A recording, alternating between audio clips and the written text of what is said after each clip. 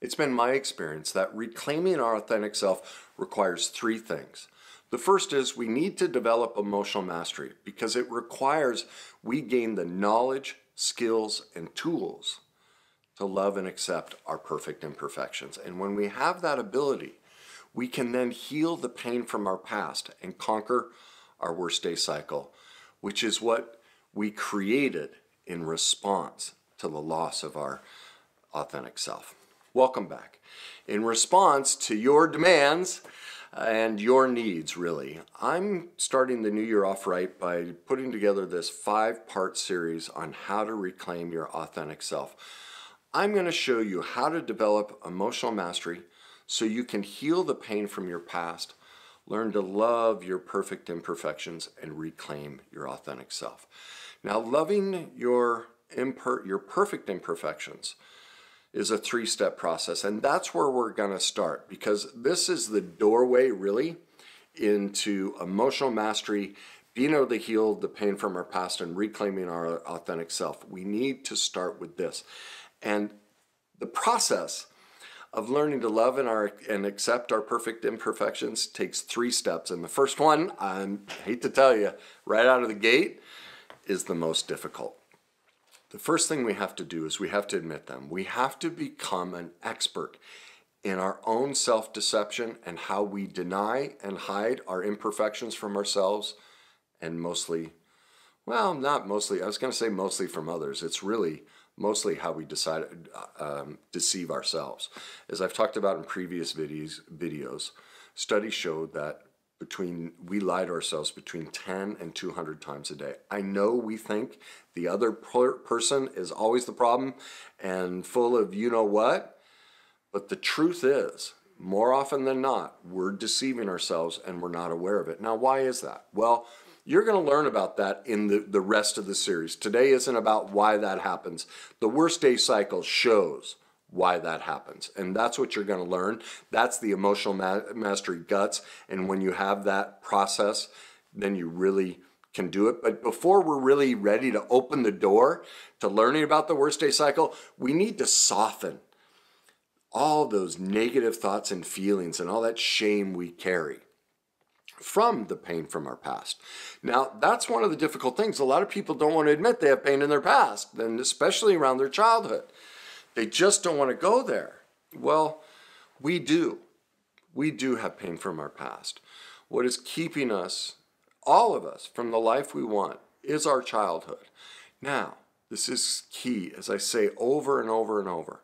This is not to blame our parents. This is not to blame you as a parent. It's just saying the sky is blue. Like behavioral science, we become our parenting. That's it. Like all of our relationships, our adult relationships, are a reflection of our childhood relationships. We learned about relationship from our parents. Now, because as a society, we still don't teach anything about, parenting or relationships, we're all perfectly imperfect. We're all just, as my mom would say, we're just winging it, We're doing the best we can, and that's why there's no blame. We're going to talk about that more in a second, but we're doing the best we can with where we are. But that's just truth. It's truth. The sky is blue. We have pain from our past. Our parents left wounds in us, not because they're bad people, not because we're blaming them, but because that's just how life works. And so it can be very difficult to admit that we're imperfect or that we might be part of a certain problem. Like this is a difficult thing to bring up. And if you're one of those parents, every time I get a message from someone like this, my heart breaks, but I get tons of messages from parents going, my child won't talk to me, they're a narcissist, or all these different things. And they want tips and tricks to get the son or daughter in line to come back and to figure out the child and why is the child doing this. Well, I hate to say this, but your child is a reflection of your parenting. The answer is to get into reality about your perfect imperfections as a parent. Now, that's not easy to do. It's just not, because of society, spirituality says honor the mother and father. You can never challenge, like our society says, you can't challenge the mother or father. And that's not loving to everybody, to anyone. Again, I have to say this over and over. I'm not blaming, but see, that's how concrete it's been drilled into us not to challenge mom and dad. And you know why people get so defensive? Is because as a child, those who get the angriest at me, who think I'm blaming or say, just get over it and grow up, all of that, the ones that say that, what that tells me is how severe the message was as a child, that your parents were gods. They could never be challenged. They were never imperfect. You had to toe the line. That's the message. Oh my goodness. Because that's the child underneath, filled with shame, going, Kenny, don't you talk about that. Don't you realize if I challenge mom and dad at all, I'm going to get in trouble. My existence, it's threatened, Kenny. Whether they recognize this, and then if you're listening to this going, that's not true, that's your self-deception. That's the deception you had to create to survive the family dynamic you went through. That's true for everybody who struggles with admitting that their childhood was imperfect. Now, as I said, one of the most difficult things to do is to admit we were imperfect. So I'm going to share one of my, I could fill hours of my imperfections as a parent, but recently I had to own one. I had a flashback memory. When my kids, going through the divorce, I was living in an apartment, they had a pool, and we just loved to play this game. The kids would get on my back and I'd go diving under, we called it turtle, or submarine, and they just would go crazy and I would throw them. And when I let my guard down, I could be a really fun, big kid with my kids, and they just adored it, and I adored it too. But the problem was, most of my parenting when they were kids is I did everything and anything I could do to avoid connection with them. I would just get panic attacks, and I'd always say, well, let me think about it. And what hit me, this is how getting into reality and conquering our self-deception, it never ends. Like I said, I just realized this recently of, oh my God, the reason I wouldn't play turtle with them, and this is awful. I don't want to play turtle because it'd mess up my hair. And I know what you're thinking. You're going, Kenny, but you don't have hair. I know. But that's how insecure and vain I was. That my hair was the little bit that there is, the sprouts that I have. I wanted to protect that over connecting with my kids. Now the question is why? Why was I that way? Why did I get panic attacks and make it about my hair and all of this? Well, because my father was beat to death. My dad was 18 when he had his first child, 4 kids by the age of 22. Came straight out of being beat into being a parent. He didn't know how to connect. That's not blaming my father. That's just saying the sky is blue. How in the heck could he connect after that upbringing? And I remember asking my dad to hang out, throw the football or whatever, and he'd go, his teeth, he'd get this, and it's like his whole body would tense up. Or he'd be sitting in his leather chair and go, okay, what now? I had that. We would talk as kids. We'd go, why did he even have kids? He doesn't even want us. It's not that my father didn't want us. It's that he was filled with perfect imperfections from his own childhood. And so was I. And so are you. We are all in this together, from the so-called poorest to the richest. Don't forget this. The so-called most successful on this planet are the most broken. Think of it. Our world's very dysfunctional. We'd all agree with that, right? Well, who sets up the rules for our world? The most successful, right? They're the ones who set government policy and belief systems, and they set trends, Hollywood. These are the most successful, right? That's what we want to be. They're the most dysfunctional. They are the most perfectly, imperfectly perfectly imperfect dysfunctional. But see, we all aspire to that, and we're all in denial and deception of that's what we want. Well, okay, I know we all want the accolades. I do too. But let's get into reality. Our world is the way it is because the most successful are the most deceived. Their childhoods were just as perfectly imperfect as ours. And because they have the trappings of success, they don't see it. They don't want to deal with it. And that's why they pass the policies they do and create the world that we live in. Okay? Oh, and there. See, I have to own that. That smile. There's a perfect imperfection of mine. That smile I'm really working on comes out as condescending and rude, as though I'm better than. Well, what's going on inside of me is I'm like, oh my God, I finally have the answer. I'm smiling. The little boy inside of me who was always wrong, always shamed and rejected, just wanting to hang out with my father is like, yay, I know the answer. It's joy. But because of the way I was raised, because of the incongruous nature of my father's and mother's and grandparents' expressions of, oh, I love you, yet it didn't match up. Well, there's an example. My expressions don't match up with what's going on internally. Are you like starting to see the value of emotional mastery and learning your perfect imperfections?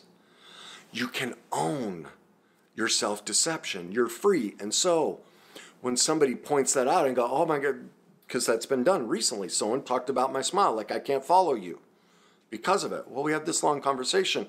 Once they became aware, see, because I could express, hey, I get it. You're right. I'm broken and I'm working on it. We were able to, truth brought us together. What's lacking in the world? Both sides, politically, socially, whichever side you support, neither side wants to admit their truth. That's what emotional mastery gives you. That's what loving and accepting your perfect imperfections gives you. That's what conquering your self-deception gets you. Step 1, become an expert in learning to discover, admit, own, and put a plan in place to heal your self-deception. Step 2, learn to forgive yourself. Like, man, do we beat ourselves up for our imperfections. And do you see why? Because as a child, when we were imperfect, what did our parents do? They shamed us. They rejected us. We had time out. We had spankings. We couldn't be imperfect. Now, I'm not advocating that kids shouldn't be disciplined. I get accused of that, I'm the reason why every kid gets a participation trophy and all that. That's not what I'm advocating. But if parents knew, if we taught how to parent, there's a way to parent where we can discipline a child, but it doesn't result in shame. But people don't know what that is. So they think the best way to, handle a child is to shame them. They think that's healthy parenting. Why? Not because they're bad, but it's all they know. And that becomes the solution right there to forgiving yourself. The mantras that we tell ourselves when we are perfectly imperfect and we trip on the sidewalk or we say the wrong thing or we do the wrong thing, we change what we say. And one of those here, I'm going to give you several that I learned to say for myself. Hopefully they will spawn ones that are personal to you, or you can use these. But one I always said is, I'm doing the best I can. I did the best I could with the information I had at the time. As I know better, I can do better. Some don't like that better. It feels condescending. So, as I know more, I can do more. I'm always doing the best I can with where I am. I did the best I could. I can't be blamed for doing something I wasn't even aware of, because you're going to learn about the worst day cycle. Self-deception is what we use because we're too young, too vulnerable, and too underdeveloped to accept the scary nature of our parents' perfect imperfections. We go into self-deception to survive. We had to. It doesn't make us bad. But that's why we can't be blamed for doing something we weren't even aware. That's why our parents aren't to blame for any of this. They were never taught. You can't blame them for doing something they weren't even aware might be less than loving. Because I personally believe there's probably less than 0.5% of parents on this planet who openly want to, they're like, I'm going to take it out. I think most parents adore Their heart is, I'm going to worship this child. The problem is the way they worship is detrimental, and they just don't know it. Well, I don't blame them. I'm not going to hold it against them, but I am going to call the sky blue because it's truth. That's step 2. Learn to forgive yourself. Put a plan in place to develop mantras that accept your perfect imperfections, that you're doing the best you can with where you are right now. Just like I said, that swimming with my girls, I've been working at this for decades, and I just had that memory flashback. That's why I say my greatest wish in life, my biggest need and want the rest of my life isn't to pass away instantly, but to know I'm going to pass away. And that way I can sit in bed and just go, come on kids, say it. Get it all off your chest. Tell me all the ways I was perfectly imperfect as your parent. I want to hear, like, unburden yourself. Let's talk about it. Let's embrace and go, man, that breaks my heart. I can see it broke your heart. Let me hug you. Let me love you. I wish I'd have known better. If I'd have known better, I'd tell you, oh, God, I'd have done so much better. And it breaks my heart that you have that. But thank you for unburdening yourself. That's my burden.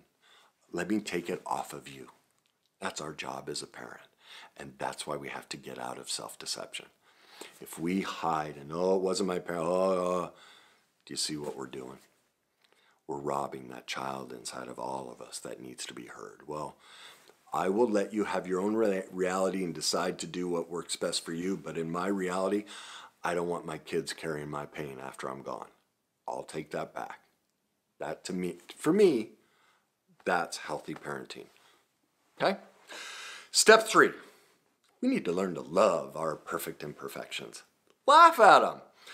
Like, they're hysterical. Like, I've had a couple of really funny ones lately. There's a post about addiction, and I don't know what it was, but you know how Facebook, their algorithms, they push videos when they get negative reactions. The algorithm rewards negativity. And so all of these people just started going off about my hair. Look at this guy. Oh my God, he should just shave his head. Oh, what's that? Like all of it. And then finally I got to one, and this guy's like, I can't stand this guy, but I'm totally loving his ghost hair. And I just lost it. I was like, that's perfect. I've never heard, I'm like, that is just the perfect description of my, like, I don't have hair. It's like this little ghost that hangs above my head. It's just like so perfect.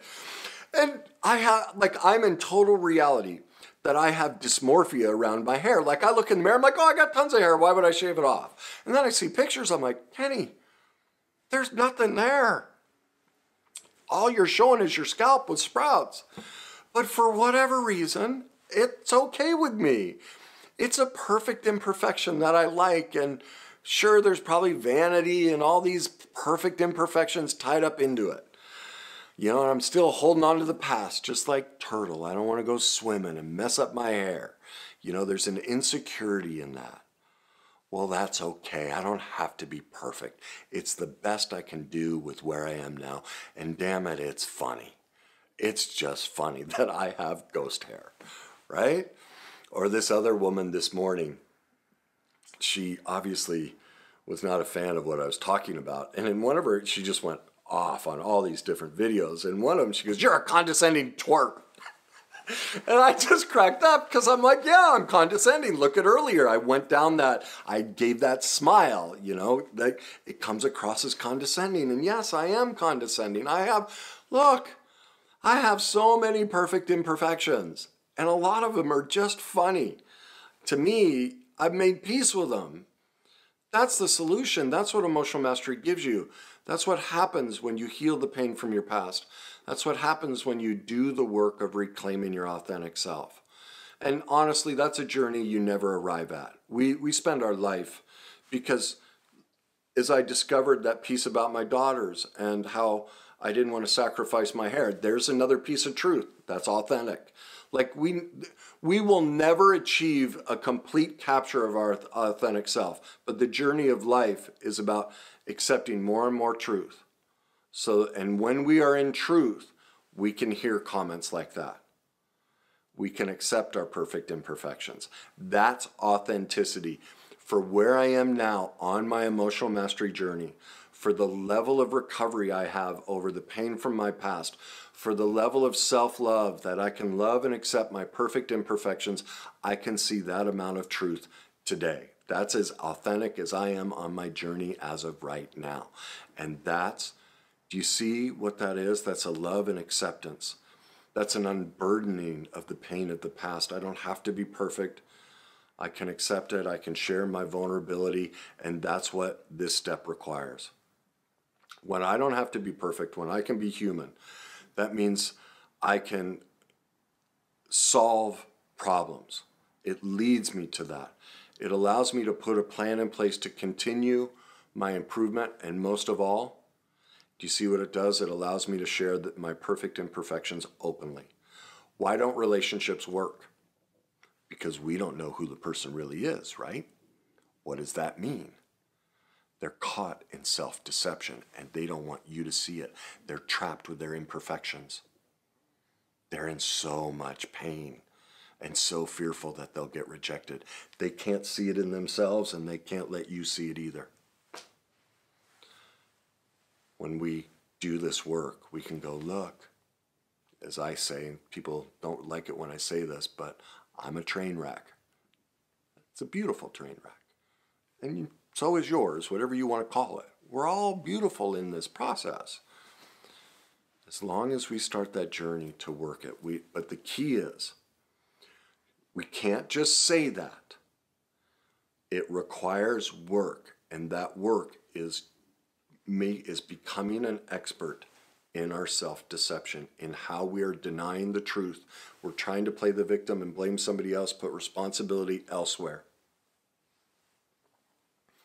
The responsibility is ours, always. And when we do that, we can live in peace. All right? Now, to help you get started on that, many of you know, and God, thousands of you have signed up to, I made my emotional mastery class, Your Journey to Emotional Mastery, the master class, Your Journey to Emotional Mastery. I made it free because it's a sentinel life skill you have to, I believe, at least in my reality, everyone has to have. And therefore, I made it free. Please go to my website, www.thegreatnessyou.com. And that's going to be changing soon as I rework all this stuff based on your needs and wants. But as of right now, it's thegreatnessyou.com. And sign up for my free Your Journey to Emotional Mastery masterclass. Inside that, you're going to see this, how to keep our boundaries. This is a simple little cheat sheet that will help you start addressing your perfect imperfections, okay?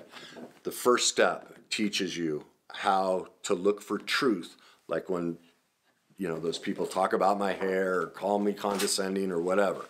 Whenever somebody attacks me, so-called attack, I don't see it as attack, I see it as an opportunity. I just love it. When people come after me, because I use the process, I'm like, where's the truth? Am I full of, oh, wait, yep, there's a perfect imperfection. Now I get to go embrace it. Like, I just get more truth. Like, that's the beauty of pursuing emotional mastery. You don't get upset. Like, I want you to call me names for me to go, is it true? Oh, yep, I got to own it. If it's not, I'm like, okay, well, that's just their pain. Bummer for them. But you're free.